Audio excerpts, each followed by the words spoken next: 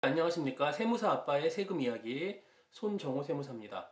오늘 살펴볼 내용은 부가가치세 중에서 면세 얘기를 좀 해볼까 합니다. 면세, 과세. 가장 쉬우면서도 가장 또 잘 모르고 있는 분들이 많은 부분이죠. 자, 우리가 과세 사업자라고 한다 하면 부가가치세가 과세되는 그 사업을 하시는 분들이고, 면세 사업자라 하면 한다면 부가가치세가 면세되는 사업을 하시는 분들이에요. 그럼 우리가 궁금한 게, 그럼 뭐가 과세고 뭐가 면세냐? 네, 부가가치세가 붙지 않는 게 면세라고 얘기를 합니다. 기본적으로 우리가 볼 때, 모든 가격, 그렇죠. 가격에는 뭐가 붙어 있어요? 자, 부가가치세가 포함되어 있는 거죠. 예를 들어 원래 1,000원짜리였는데 이게 부가가치세가 붙게 되면 100원이 더해지니까 얼마가 된다? 1,100원이 되는 거죠. 가격이. 그렇죠. 이런 식으로 이 가격 속에 부가가치세가 붙어 있다 보니까 뭐가 생기죠? 역진성이라는 문제가 생깁니다. 역진성이 뭐냐면 반대로 간다는 얘기죠. 올바로 순행의 방향이 아니라 거꾸로 간다는 얘기입니다. 면세는 결국 역진성을 완화하기 위해서 존재하는 그 제도인데, 그러면은 면세라는 거는 부가가치세를 안 붙이고 가격이 바로 그 자체가 돼버리는, 자, 부가가치세가 없는 거죠. 그 가격 그 자체가 돼버리는 것을 면세라고 얘기하죠. VAT가 붙지 않는. 그럼 역진성이 뭐냐? 이게 소비하는 데 들어가는 가격에 부가가치세가 포함되어 있다 보니까 결국 그 소비를 하기 위해서 1,000원에 100원이 붙고 1,000만 원에 100만 원이 붙고, 자, 1억에는 1,000만 원의 세금이 붙고, 이렇게 10%, 우리나라 부가가치세율은 10%죠. 이렇게 되다 보니까 가난한 분들이 소비할 때 상대적으로 더 큰 부담을 느끼게 된다. 즉 부유한 분들은 상대적으로 소비할 때 큰 부담을 느끼지 않게 되겠죠. 이렇게 조세가 추구하는 방향이, 원래 세금은 공평과세, 공정과세 이런 걸 추구하잖아요. 그래서 세금은 원래 순행의 방법, 부유한 분들에게 더 많은 세금, 그 다음에 더 높은 부담을 주고자 가는 게 세금의 올바른 방향인데, 이 부가가치세가 어디에? 소비에 붙다 보니까, 즉 가격으로서 소비를 통해서 이 부가가치세가 이루어지다 보니까, 제가 전 시간에 이제 설명드린 게 그거였죠. 전 단계 세액공제법. 그게 뭐였죠? 세금계산서 제도. 결국 세금계산서를 발행한다. 그렇죠. 누가? 매출을 하는 사람이. 이 세금계산서 제도에 의해서 이루어지다 보니까 결국 물건 가격 안에 부가가치세가 포함돼서 이런 역진성의 문제가 발생할 수밖에 없다. 소비에 이루어지다 보니까. 그래서 이 역진성을 완화하기 위해서 결국 뭐를 둘 수밖에 없어요? 면세를 둘 수밖에 없습니다. 결국 면세는 사업자를 위한 게 아니에요. 누구들? 국민들을 위한 제도예요. 소비자, 즉 국민들을 위한 제도가 무슨 제도다? 면세 제도다. 그러면은 면세에 그럼 어떤 것들이 있는가? 그렇죠? 면세에 어떤 것들이 존재하는가? 면세 항목들은요, 그러면 우리가 이제 딱 생각할 수 있죠.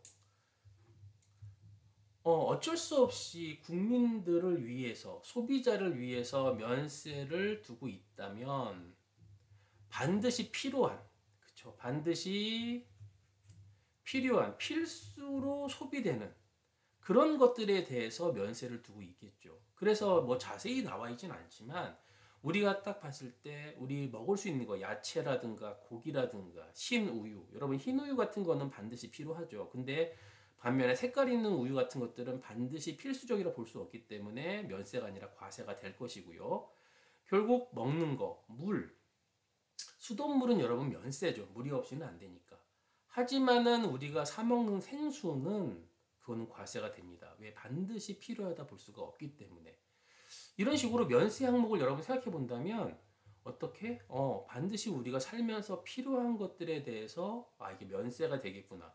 여러분 버스 요금이나 지하철 요금 반드시 필요하잖아요. 그렇죠? 면세가 되겠죠. 반면에 고속버스라든가 KTX 같은 것들은 자, 과세에 해당이 될 겁니다.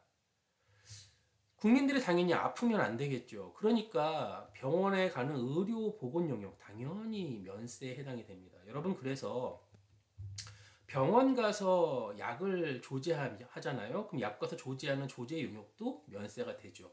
근데 여러분들이 만약에 그냥 약국 가서 조제하지 않고 병원에 처방전 없이 그냥 약을 사게 되면 일반 의약품이라니 그냥 약을 사게 되면 그거는 10% 과세가 된 상태로 이제 구입을 하시게 되는 겁니다. 그리고 교육, 네, 당연히 국민들을 가르쳐야 되니까 교육에 대해서도 당연히 뭐다? 면세가 돼야 되죠. 근데 물론 반드시 필요하지 않는 교육 있죠. 뭐 춤을 가르치는 댄스 학원 또는 뭐 자동차 운전면허 학원 이런 것들은 과세로 운영이 되죠. 그리고 뭐 책 같은 거, 도서 당연히 면세고요. 그래야 교육에 이제 도움이 되겠죠. 여러분 이제 부가가치세 그 구성 요소를 해서 토지를 거래해도 여러분 면세고요. 그리고 뭐 금융보험 당연히 면세에 해당이 됩니다.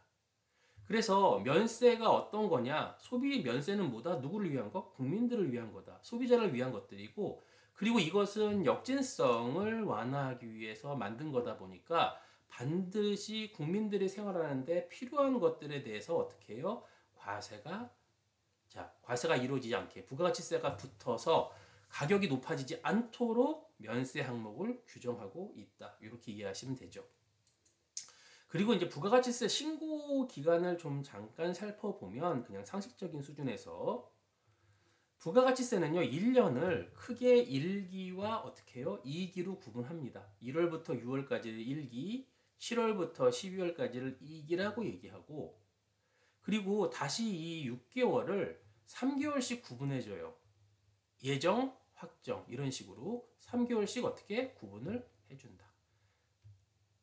1월부터 3월 예정, 4월부터 6월 확정, 2기 7월 1일부터 9월까지가 예정, 그 다음에 10월 1일부터 12월까지가 뭐다? 확정 이렇게 구분을 해주죠. 그래서 여러분 법인 같은 경우에 법인은 일단은 이제 규모도 있고 사람도 많죠. 그러니까 아무래도 납세 협력 의무를 이행하는데 어려움이 없다라고 생각하기 때문에 법인 같은 경우에는 이렇게 4번 신고 납부 다 하죠. 1기 예정 신고, 확정 신고, 2기 예정 확정. 결국 1년에 4번 신고 납부를 모두 하죠. 법인은. 반면에 영세법인이나 개인 사업자의 경우에는 이렇게 4번 모두 신고를 시키면 너무 너무 버거하거나 어려울 수가 있어요. 그래서 2번 신고합니다. 7월 25일 신고하고 그 다음 연도 1월 25일 신고를 하죠. 6개월치를 신고를 합니다. 개인이나 영세법인 사업자는 그 사이에 뭐가 나온다? 네, 예정 때는 4월 25일, 10월 25일 때는 뭐가 나와요? 고지서가 나와요. 네, 고지서를 국세청에서 발부해 주죠. 얼마를 내보내냐면 직전 6개월 납부세액의 절반을 내보냅니다. 직전 6개월 납부세액의 절반을 4월 2일 날 내보내서 먼저 내면 요거는 뭐죠? 선납한 거예요. 선납의 개념으로 먼저 납부한 게 된다. 그래서 뭐 요 신고서 부분도 나중에 우리가 기회가 되면 한번 실제 보면서 이해할 수 있을 때가 그 시간을 가져볼 겁니다. 그래서 오늘 여기까지 하고요.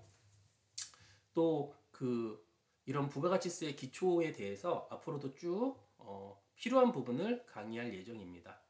네, 그래서 구독과 좋아요 좀 해주시고 자, 오늘은 여기까지 하겠습니다. 네, 수고하셨습니다.